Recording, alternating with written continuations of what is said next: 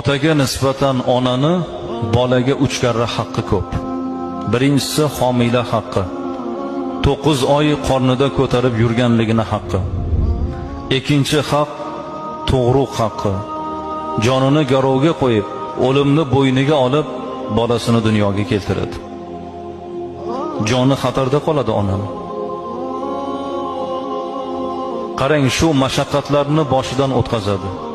Homiylani mashaqqatini, o'lim bilan olishib dunyoga keltirishni, farzandidan qutulib, yana farzand ko'rib, yana shu mashaqqatlarga rozi bo'lib, yana farzandni dunyoga keltiraman deydi. Uchinchi haq ko'krak berish haqqi. Kechalari bedor bo'lib, bolasiga ko'ksidan bol emdirgan bu ona bo'ladi. Aytaylik, bir onani 5 ta farzandi bo'lsa, orasi 2 yildan bo'lsa, 10 yil shu ona kechasi uxlamaganda. Bizni onalarimiz 10 talab, 12